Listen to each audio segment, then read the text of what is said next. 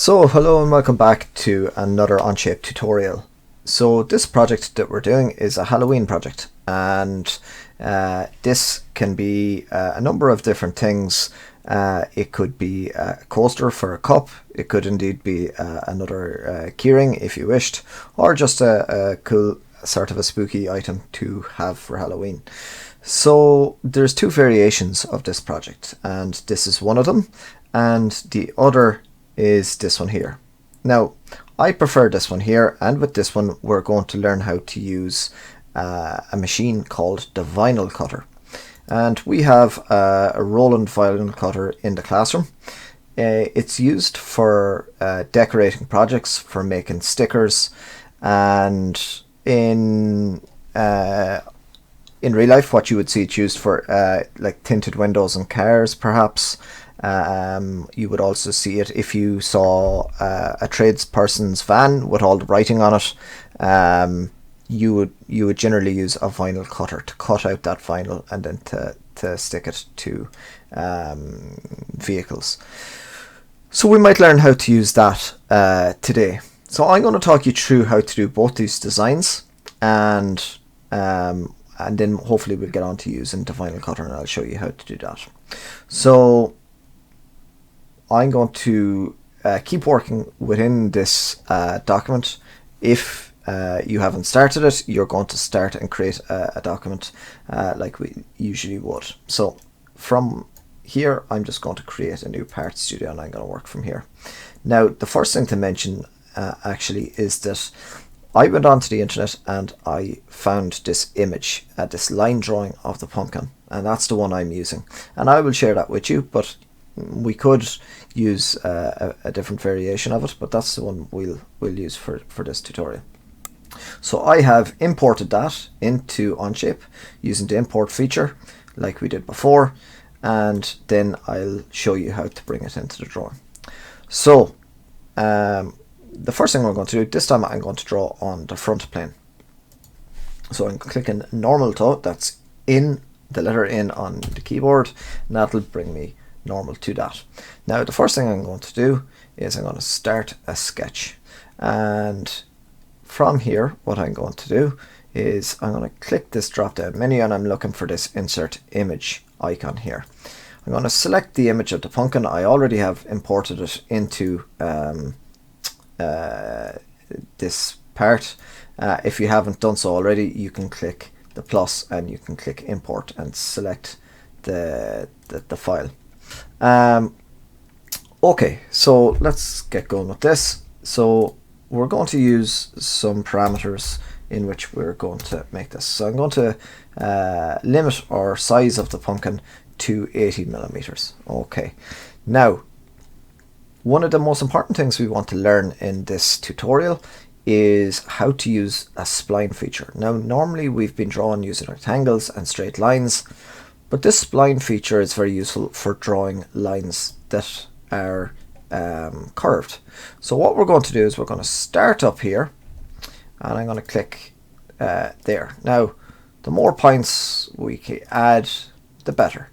Okay, especially when there's a lot of curves. So what I'm doing is I'm scrolling in and out with the mouse, and I am pressing F to fit this to the page. So I'm just going to go nice and quickly around, and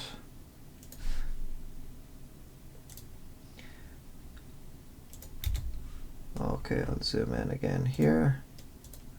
Okay, so a bit of patience is needed with this just to kind of get it right. Okay, maybe a few extra points here. Fitting it to the page again and then scrolling back in. Okay.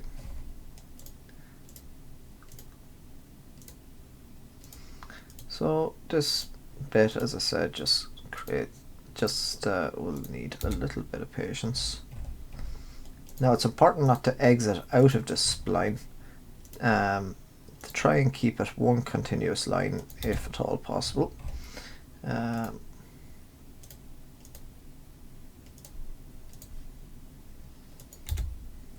Okay, we're getting there, making good progress.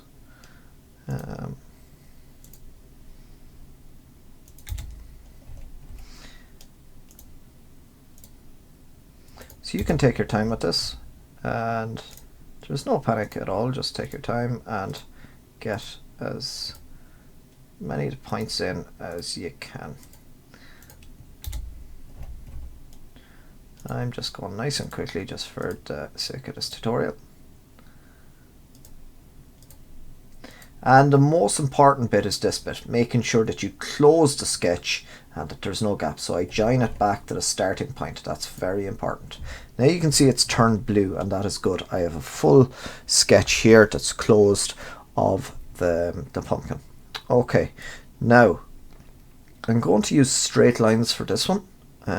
Okay, so I'm going to draw in the eyes. I'm just going to draw in these inner bits here. I think that might look the best. And again, making sure to close the sketch.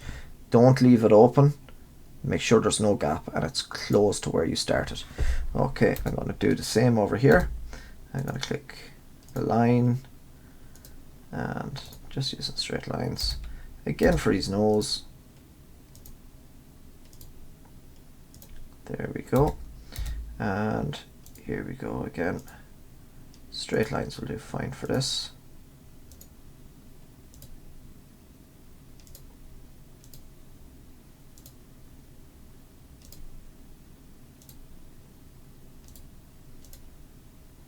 Okay, just fitting it to the page, clicking F, and there we go.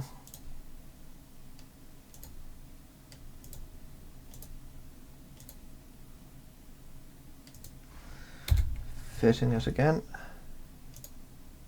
Up, over. And again, most important thing here is that we close the sketch. Okay, perfect. So that was very straightforward. What we're doing now is we're clicking the extrude button, and 25mm is obviously too thick. We're going to change that to 3, and we can see that that is working nicely. Okay, now if I didn't have the sketches closed, this would not work. It wouldn't extrude for me. So that would be the first thing to do, is to check that your sketch is closed. Now, I have done my drawing. What I can do is I can right click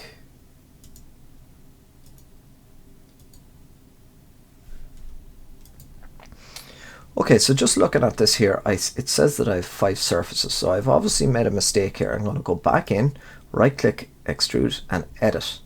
Now I can see surfaces selected here, and that's a mistake. It should be on solid, and what I should have done is selected here, and now that is fine, and make sure it's 3mm. Okay, so now the surfaces is gone and I just have my part 1. Now that's much better. I'm going to hide these planes here so you can see them disappear as I click hide and top plane. Now what I want to do is I want to right click my part 1 and edit appearance, and I'm going to pick a bright orange color, maybe this one here, and there we go. So that's the first variation of this. What we could do, of course, from now to laser cut it, is we could right click, export as DXF DWG, and we can then bring that in to Corel Draw. Okay, so that's the first variation of it. Now the second variation of it is very similar, and we'll get to that now. Okay, so the second variation of this, which we can use the vinyl cutter for, and looks probably slightly better, which will end up like this, is what we're going to do is we're going to go back in and edit or extrude, and we can just extrude everything. We're going to click the eyes, the nose, and the mouth. We're going to extrude those as well. Okay, so now we just have a solid pumpkin. What I'm going to do is I'm going to click a sketch. We're drawing a new sketch and drawing it on this surface. So it's asking us what sketch plane we're saying on there. Now, what I'm going to do is I'm going to click the eye to show the previous sketch. And what I can do is I can click the line for the eyes. I'm holding the shift key on my keyboard, and I'm selecting all these lines. Okay, I'm going to click convert, so that brings them onto this sketch. So they were part of the previous sketch, now I'm bringing them onto our new sketch. Again, I'm going to do the same for the mouth. Selecting them unfortunately doesn't work, so I'm going to have to make sure I get all the lines, so don't miss any. Holding shift again on the keyboard, and I'm just selecting all these lines here. There we go. And I'm not selecting the center points, I'm just selecting the lines. So there we go, and nearly there. Okay, and convert again. The shortcut for that is U. Okay, excellent. So now we have the pumpkin, and let me just hide this original sketch again now that we're done with it. So I have the outline of the nose and the mouth, and the eyes, of course. What I'm going to do, I don't really need to do this, but just for the model here, to make it look a little better, what I'm going to do is extrude. Now I only want to barely extrude it, just to really show the feature. I'm going to extrude it 0.01. I'm going to say add material, and I'm going to click OK. Whoops, I never selected what parts I wanted to extrude. So of course that part, that part, that part, and this part. Okay, and there we go. I'm going to click OK. It didn't generate there, so let's go back in and see what went wrong. The merge scope here is in red, so let's select that and select to merge with this piece behind it, part 1. Now it should be fine. What we're going to do is right click and add appearance to feature, and we're going to make this black. Okay, so that just shows us what it's going to look like when we add the vinyl.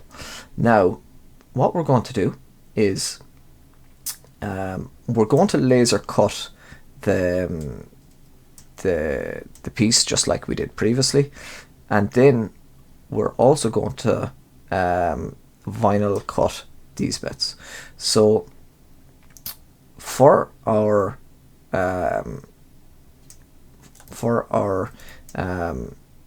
laser cutting our piece, what we can do is we can extrude as DXF DWG,